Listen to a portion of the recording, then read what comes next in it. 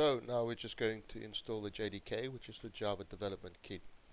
You can just open your favorite browser and type in JDK download, and then you click enter. And we will have the Java downloads from Oracles at this link here, which I will also add into the description. So if we just click on that, it will automatically open the Java 18 and Java 17, which is available now, which is the downloads page. So we will keep on the Java 18. It's the most recent edition, and we're going to download this, but I'm going to download for Windows. Here you can select the system you want to download for, but I'm going to download for Windows, and it's a 64-bit installer which I'm going to download, so I'm just going to click on that. And it's quite nice because it does install all the paths for us, which I will show you as well.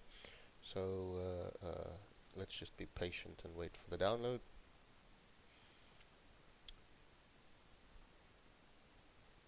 There we go, and we click on it. Now I have already installed it. I will reinstall it so that you can see the process of installation. Just waiting for it all to go. Do you want to allow this app to make changes to your device? And we say yes.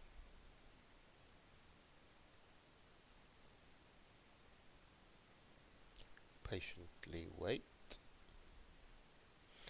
Okay, now it tells me that I've already installed it, and would I like to reinstall it, and I will click yes so that you can see the process. You can just go ahead and install it. You can read all the license agreements as well. So welcome to the installation wizard, and we will guide you through the process, which is very kind of them.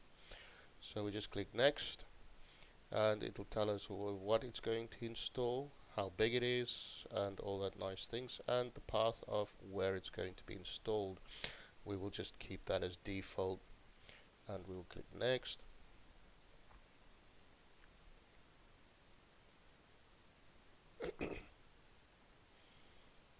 And it will go through the installation, and it will say it's successfully installed. And we don't need to click next step, we can just click close. Next step will just take it to a browser, which will give you lots of other things, but that is now installed. So what we're going to do now is we're going to make sure that all the paths are correct.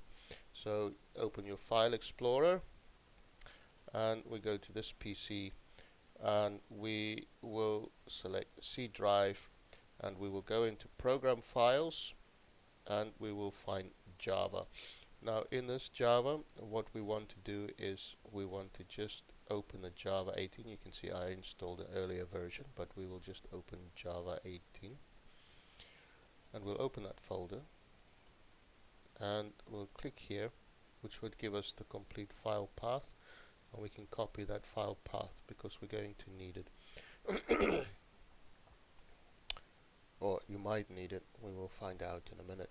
So just click on the Windows button, which is this one here, and when this window here opens, you click System. You can also just go to Settings, and at the top here we're going to look for our environment, so we click in Environment, and we will edit our system environment variables. So if we click on that, we will get this little window which says System Properties, and we are looking for our environment variables. So we will open that, which gives us our environment variables, which is very nice. So we will look for path in the system variables, not in the user variables. In the system variables, look for path, and we're going to click Edit Path. Now if we have the program files, or wherever you've installed your Java, that will be your Oracle download for your JDK, which is already installed, and your path is already set, which is all very nice and hunky-dory. So if you do not have that, you're going to need to go back to your file, which is this one, and we're going to need to go into the bin, and we're going to need to copy the bin path, okay, And in our settings, let me just open my settings again. It's this one. Oh, not one. This one. That's it. Then in here, we are going to say new path, and we're going to paste the bin folder into here. I'm not going to do that because that is already there, so I'm just going to cancel that for now. Now the other thing we need to make sure is that your Java home path exists in your system variables. So if your Java home path exists and it is set to the current JDK which we've downloaded, that is really brilliant, so we don't need to do anything. If that Java home program does not exist, we are going to need to go back to our folder.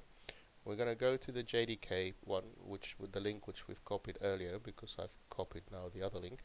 We're going to copy this link, and then we're going to go back to our keep opening the wrong settings, our Java the system variables, and we are going to create new.